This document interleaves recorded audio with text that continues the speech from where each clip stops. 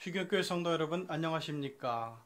그리고 이 생생성경 공부에 참여하는 우리 성도 여러분들에게 우리 하나님의 보호와 은총이 가득하기를 바랍니다. 이 코로나 시국에 어렵고 힘들지만 오늘도 우리의 사정을 낱낱이 알고 계시는 우리 하나님의 은혜 가운데서 여러분 위로를 받고 용기와 새 힘을 얻는 그런 시간이 되기를 바랍니다. 자, 이제 오늘 생생성경 공부 7번째 시간 계시록 7교회 중에서 6번째 교회인 빌라델비아 교회로 같이 떠나보겠습니다.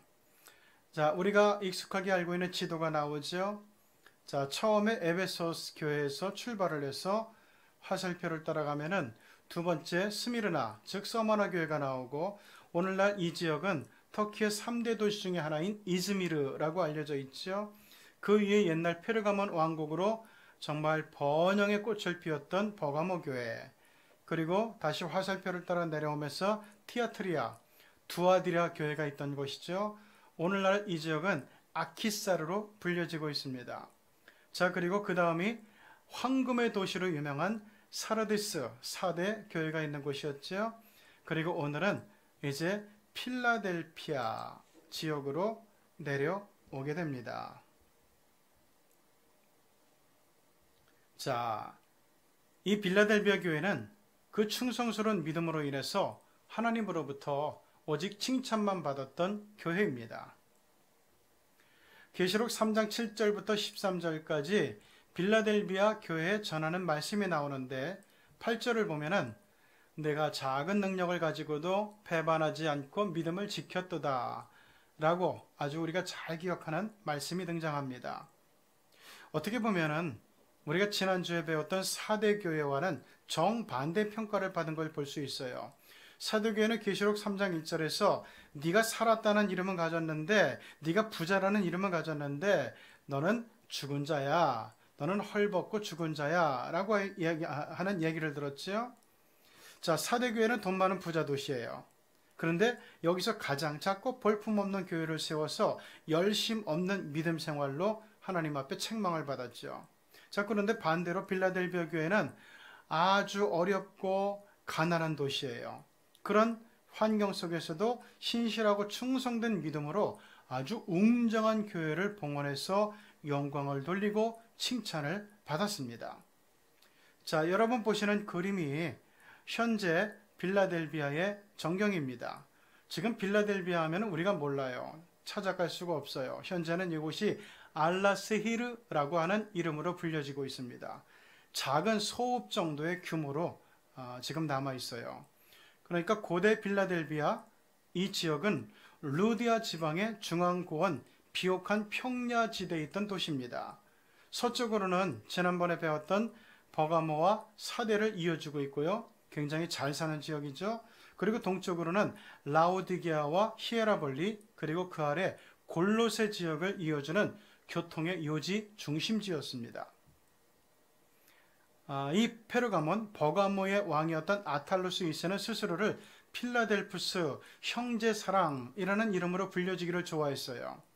그가 여기에 도시를 세우고 자기 이름을 따서 필라델피아 즉 빌라델비아라고 명명을 한 것이 주전 148년의 무렵입니다.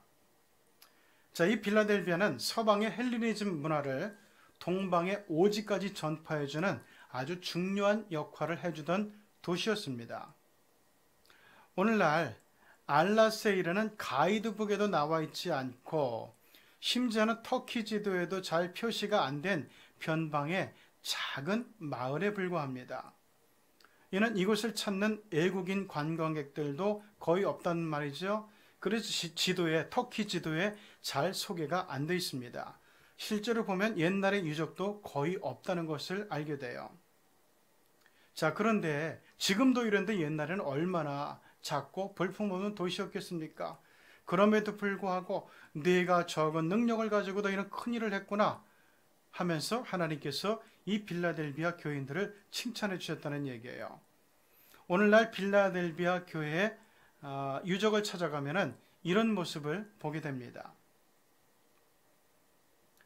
사실 빌라델비아라고 부르던 그 교회 유적은 오늘날 없어요. 하지만 당시 그 교회의 모습을 충분히 유추해 볼 수 있는 성요한교회 유적이 이 알라세이르 지역에 남아있는 것을 보게 됩니다. 성요한교회 모습이에요. 이게 빌라델비아 교회와 비슷한 시기에 지었던 교회이기 때문에 이 모습을 통해서 우리는 옛날 빌라델비아 교회를 상상해 볼 수가 있습니다. 여러분 보세요. 기둥이 얼마나 견고하고 얼마나 크고 장엄한지 몰라요. 이 기둥으로 받친 교회의 모습이 얼마나 큰 위용을 갖고 있었는가를 우리는 충분히 짐작해 볼 수가 있죠. 이 가난하고 못 사는 빌라델비아 성도들이 이런 사대, 그러니까 부자 동네에서 지었던 사대 교회보다 몇십 배는 큰 아주 웅장한 교회를 지어서 하나님 앞에 봉헌을 하고 믿음 생활했다는 거예요. 이분들의 믿음을 보여주는 단초가 나오는데, 여러분 대개 옛날 그 초대교회 시절의 교회 유적을 가보면은 성도들의 무덤이 지하에 있거나 아니면 아래 매장이 되어 있어요. 근데 빌라델비아 교회는 달라요. 그냥 표면에, 지표면에 이 성도들의 관이, 무덤이 그대로 나와 있는 것을 보게 됩니다.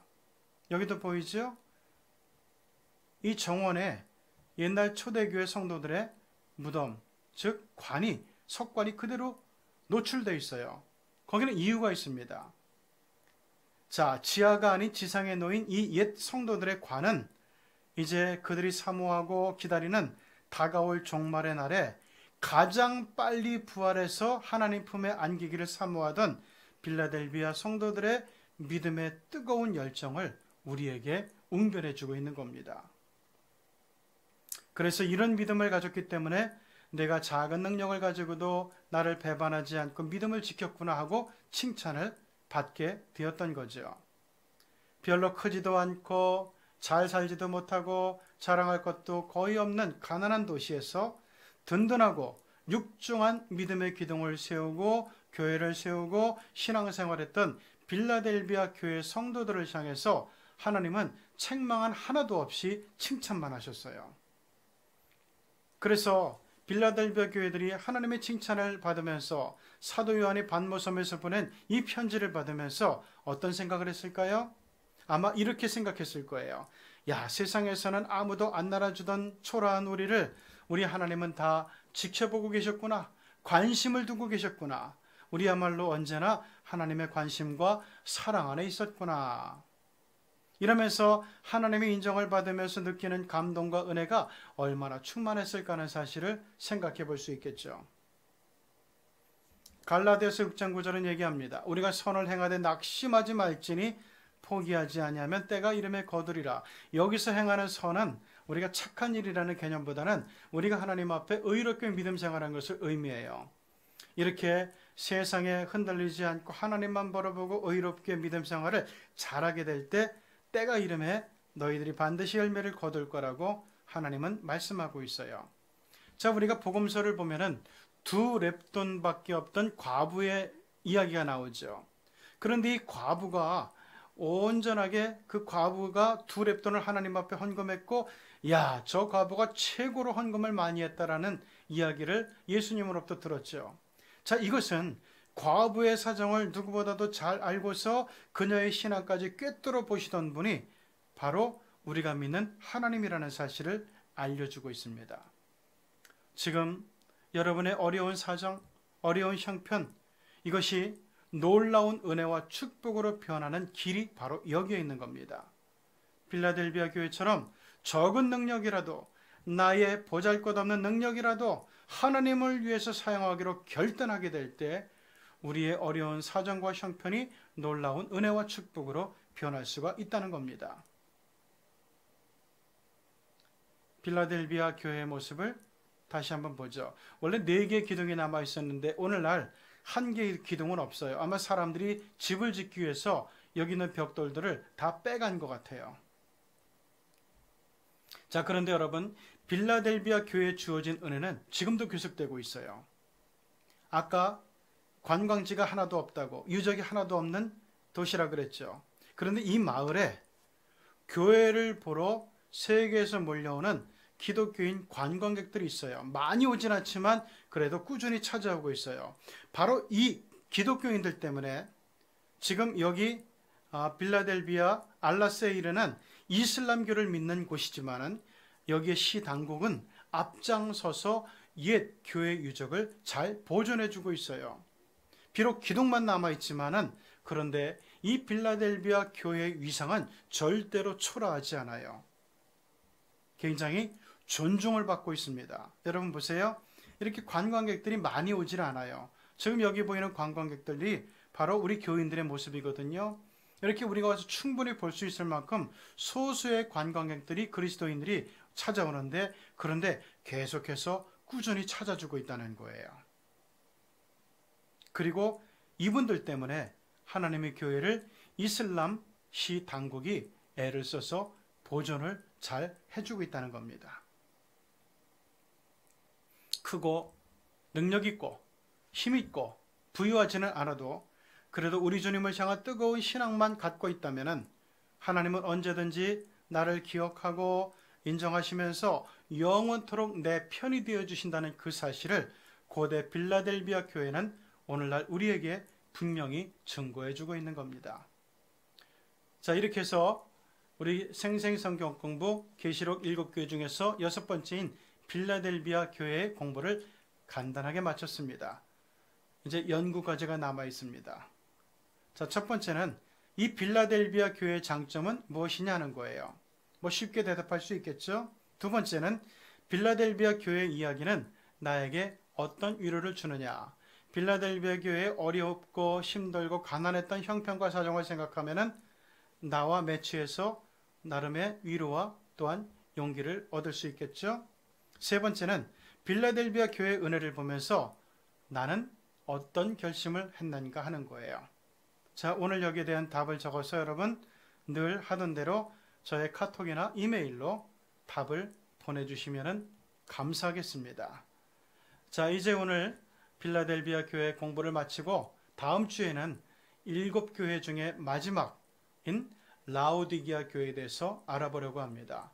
라오디게아 교회는 4대 교회 못지않게 부유한 곳이었고 그리고 최근 몇 년 사이에 이슬람 당국이 부쩍 그 발굴 작업, 고고학 발굴 작업을 해서 라오디게아 교회가 드디어 발굴이 완료가 됐고 그 엄청나게 화려한 라오디게아 모습을 우리가 다음 주에 만나보고 감동과 은혜를 받게 될 겁니다. 다음 주를 기대하시면서 건강하고 평안하시기를 바랍니다. 감사합니다.